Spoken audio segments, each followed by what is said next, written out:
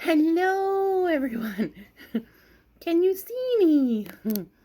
Look, mashed potatoes, peas, and barbecue maple soy curls. Same day, but I thought I'd film another video today because I am busy tomorrow, and I'm not sure if I'll be able to film tomorrow. So I thought I would film today. I kind of fixed my pony. Kinda. Who cares? I might not be able to eat this for a few minutes. It's super hot. We have our first Overeaters Anonymous, or my first, sorry, virtual conference starting tomorrow. I'm so excited. I signed up for service. I need my drink. Hold the phone. You get to see my couch. Oy. My drink.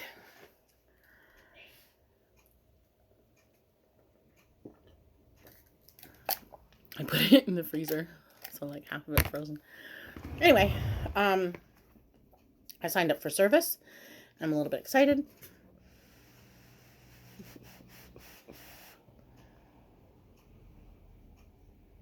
I better not drop it on this shirt. I'll be so sad. Oh my god.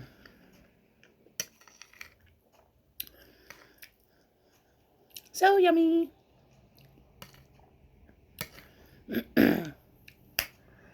Question for this video.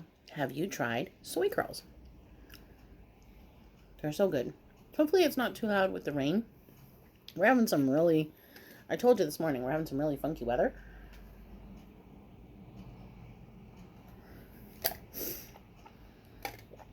Alrighty. I might not be able to get too much out of that.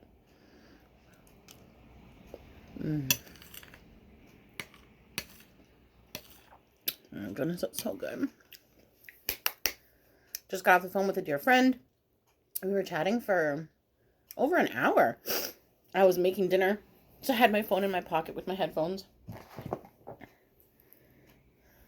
And we were chatting away. And then I have to call another friend after this before my OA meeting tonight.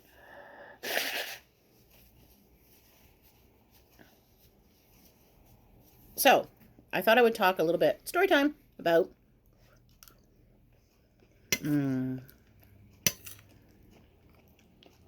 my struggles with food over the years. So, I mean, it's not really a total story time because I've talked about it many times before. But I will open up a little bit about how I joined OA and all of that in case you didn't know. So, OA is Overeaters Anonymous. I am on day 221, I believe. So I have 220 days of abstinence from binge eating. I haven't really come to terms with all of the names to call my eating disorders because I had many. So I'm definitely a binge eater and a compulsive overeater. And in my case, what that would entail would be, let me fix my phone and put it on Do Not Disturb so I don't get a phone call during this. I would binge certain foods, mostly junk food, but it didn't have to be just junk food. It could be any food. And my meals, if you watch my old mukbangs, you would probably notice how I changed over time and I started eating less and less of meals. I used to eat so much of one thing until I would get sick from it.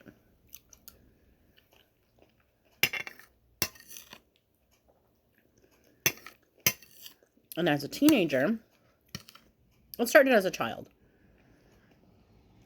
And I don't know why. It just did.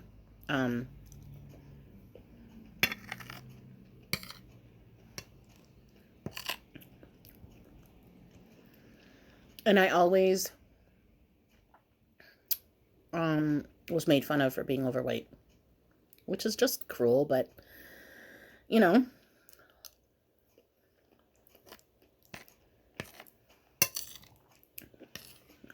some kids can be cruel. Some adults can be even more cruel, by the way. I actually found that when I was really young, there wasn't really much bullying at all.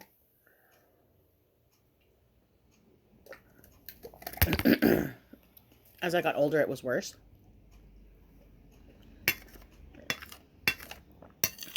And I really struggled with self-acceptance, with stress.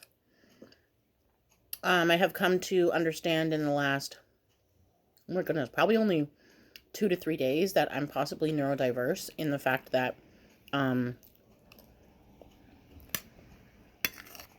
I'm also an HSP, a highly sensitive person. I cannot handle a lot of different noises at once. It's very overwhelming to me. So if we go out,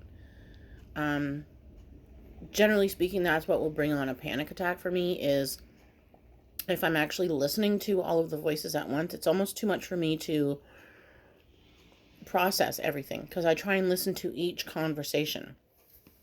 So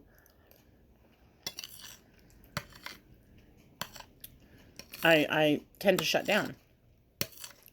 And it's really hard. And one of my ways of coping with that was, of course, I would be stressed out while I was out. And then when I would get home, I would eat and eat and eat.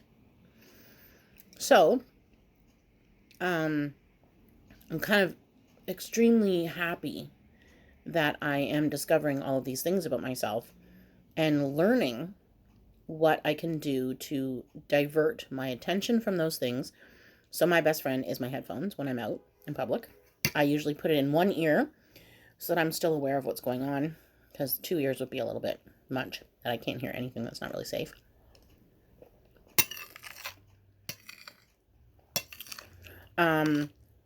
If I go to a meeting and, for anybody who hasn't been to a 12-step program, most of them, I believe, say the Serenity Prayer at some point, and we all have our microphones muted. But there are some that do an open part for that, and everybody can unmute themselves, and they say it all together. First time I heard that, I was so, I actually was so shocked that my brain couldn't do it, and I didn't know why.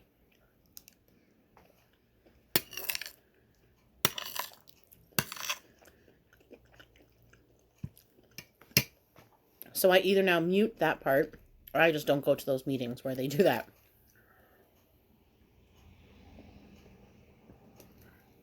And there's actually a neurodiversity special meeting each, I think it's more than once a week.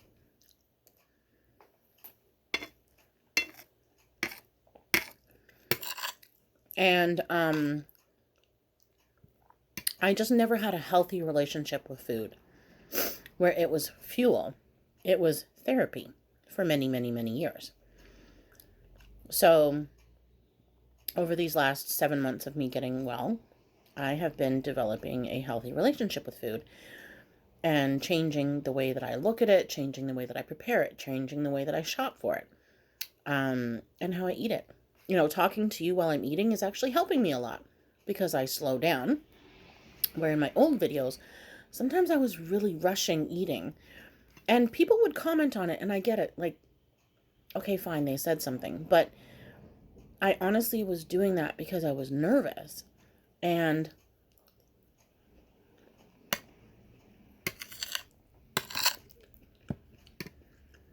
or I had an overstimulated day. So, I don't know if anybody else is like that, but it has really been a struggle for me my whole entire life. I have been obsessive compulsive about numerous things, not just food. I'm obsessive with my books being perfect, to the point where there can't be a mistake in a book. Thank goodness, and thank you, Jesus, thank you, God, that has been changing. I'm actually okay with making a mistake in my journals right now. And even that took a little bit of time, where my first bit of journals, if I made a mistake, I would rip the page out. But now I just cross it out. Sometimes I'll draw a little something there, or I'll put a sticker or something like that. But that wasn't okay before for me.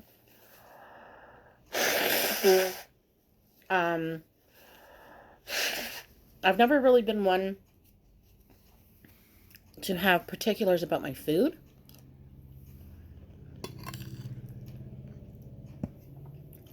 where things couldn't touch. I'm fine with that, but I'm not okay with some textures. Tomatoes. Mm-mm. Cannot. I can't even touch a tomato most of the time. Ugh, just the thought of it gives me the heebie-jeebies.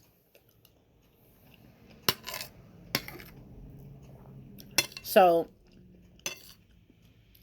just over the years, I would medicate myself with food. Or not medicate. I don't want to say medicate because I didn't think that it was making me well. I would, I don't know, give myself therapy was what I thought was my food.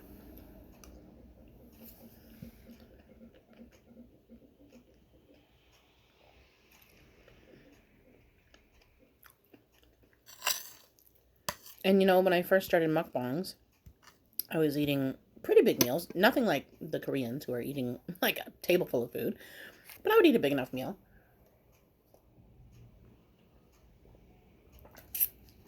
And now I'm eating what we call in fellowship an abstinent meal. So,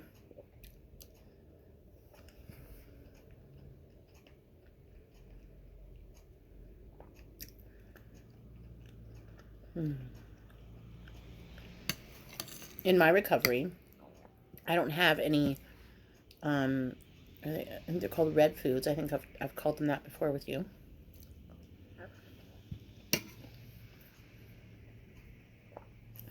Which are things that I should completely avoid. Um, that's just personal. Each person figures out their own thing, which is amazing. I love that. I love that even though we're coming together and we're in unity with each other, we all understand that we're all on our own journey and we're all finding out what works for ourselves. Nobody else is telling you what works. You have to come to your own conclusion, which is beautiful. And how I mentioned the other day how in your recovery, you are sometimes coming to the conclusion of what works for yourself by figuring it out, but sometimes by listening to other people's shares, because something might just click with you. And you're like, oh my gosh, that's what's wrong with me. And it's not what's wrong with you. There is nothing wrong with you. You are struggling with an eating disorder or disordered eating. It's not wrong. It's just what you are.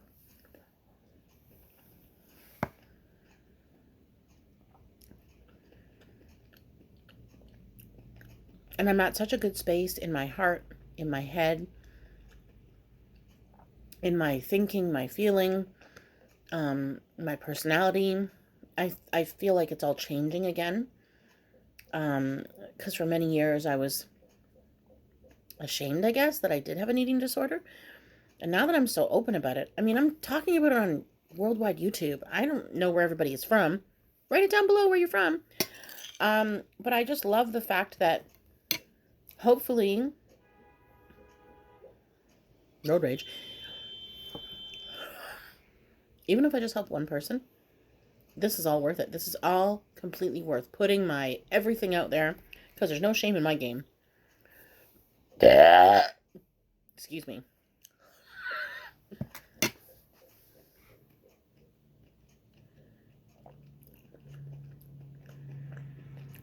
And what made me actually get to OA was in July 2021. I have to think, what year are we in? Like 3 nights that week before me going to my first OA meeting, I had eaten enough to the point where I felt so sick, so ill,